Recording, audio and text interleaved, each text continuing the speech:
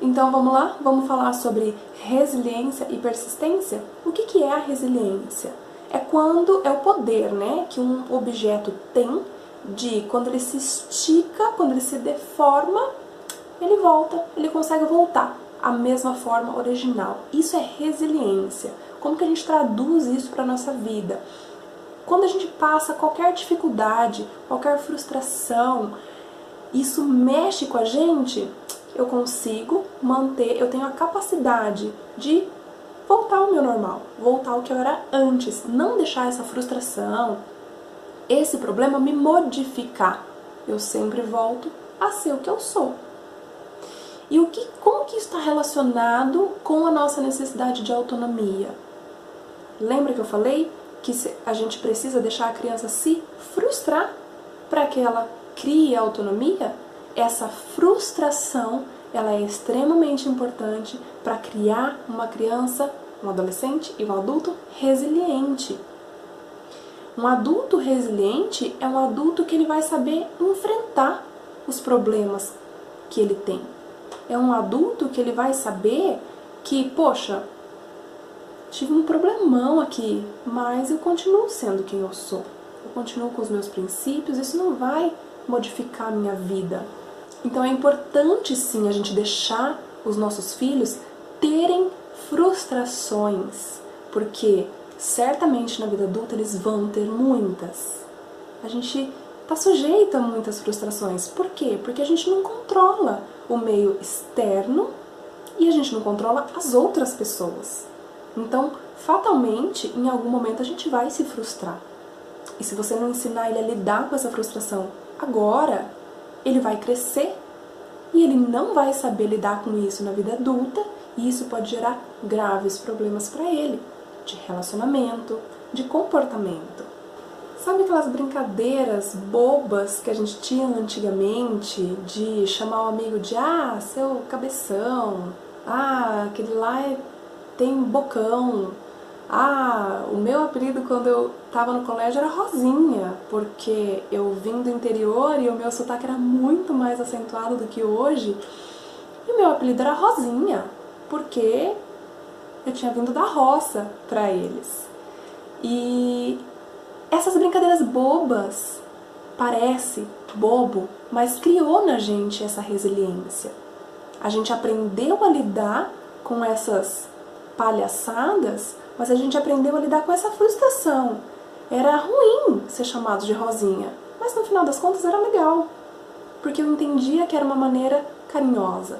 Então, de repente, criar algum apelido para o seu filho, claro que não um apelido agressivo, mas algum apelido que represente alguma coisa que ele é e que seja engraçado, pode gerar nele essa pequena frustração, mas vai mostrar para ele que, olha, as pessoas podem fazer o que quiser com você. Você vai continuar sendo você. Não importa o que eles dizem, você vai continuar sendo você. É importante a gente introduzir essas doses pequenas de frustração no dia a dia dos nossos filhos. De repente, o seu filho, ele estava preparado para que ele está acostumado você pegar ele todo dia na escola. Experimenta, se ele já tem autonomia para isso, deixar um dia ele voltar de ônibus. Se ele já sabe andar de ônibus sozinho, se ele já tem idade suficiente para isso, experimenta colocar isso para ele de última hora. Filho, não vou poder te buscar, você vai ter que vir de ônibus. Crie, seja criativa, crie pequenas frustrações para o seu filho. Isso pode parecer estranho, pode parecer meio ruim, e a gente fica mesmo às vezes incomodado de fazer essas coisas, mas lembra que isso vai ser extremamente importante para que ele seja resiliente lá na frente. E é importante deixar ele se frustrar, mas mostrar para ele que diante de uma frustração, ele tem o poder de escolha de como agir. Já falei isso no outro vídeo e volto a falar aqui. A gente ainda vai aprofundar nesse assunto, a gente ainda vai aprofundar nas emoções, mas eu acho que cabe a gente já dar essa pincelada agora. Mostra pra ele que, puxa, não saiu do jeito que eu queria, mas tudo bem. eu posso tentar agora de uma outra maneira. E vai ficar tudo bem. Sempre vai ficar tudo bem. Se eu mantiver quem eu sou, vai ficar tudo bem. Hoje as nossas crianças são muito frágeis, elas não são resilientes. O bullying, por exemplo, o bullying sempre existiu. Mas por que ele não afetava tanto as crianças no passado e afeta muito as nossas crianças hoje? Porque elas não são resilientes. Elas não estão acostumadas a serem frustradas. Então, diante do bullying, né, que é o que eu peguei de exemplo aqui, eu posso, por exemplo, ficar com raiva. E tudo bem, eu não controlo, né? Eu posso ficar com raiva. Mas se eu ficar com raiva, eu tenho o poder de decidir como agir diante dessa raiva. Eu posso, então, brigar com meu colega, eu posso bater nele, eu posso xingar, eu posso chamar a professora, eu posso fazer um escândalo. Ou eu posso simplesmente entender que aquilo que ele está falando sobre mim não é verdade. E eu vou escolher que aquilo não vai me afetar. Então eu vou simplesmente ignorar o que ele falou. Eu posso até chegar para ele e tentar falar alguma coisa. Olha, isso que você está fazendo não é legal. Mas eu não vou deixar isso me abater. E aí a gente começa a mostrar então para os nossos filhos que eles têm o poder de decidir como agir. O princípio da inteligência emocional é esse. E ele pode sim ficar frustrado com aquilo. Fala, poxa, eu não sou aquilo que aquele menino falou. Mas se a gente começar a criar nele essa frustração e deixar ele sentir isso, e mostrar para ele que mesmo passando por isso, tá tudo bem. Ele tem a capacidade de voltar ao que ele era. A gente começa então a preparar essa criança para os desafios que ele vai ter na vida adulta.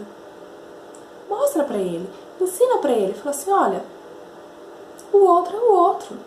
O outro você não controla o outro. Deixa ele fazer o que ele quiser. Você precisa se manter íntegro, você precisa se manter honesto, você precisa se manter respeitável, educado. Eu não vou entrar aqui no mérito do bullying, né? Não vou aprofundar nesse assunto porque a gente está aqui em mais de 120 mães já entre esses dois primeiros grupos. E a ideia então aqui é a gente tratar desses assuntos de uma maneira genérica, fazer vocês entenderem os conceitos para aplicar com o filho de vocês. Quando eu estou fazendo um atendimento então individual, com uma família individual, a gente consegue trabalhar ponto a ponto. A gente consegue trabalhar problemas específicos, dificuldades específicas, mas a ideia aqui é a gente fazer um apanhado geral para que vocês tenham essa base.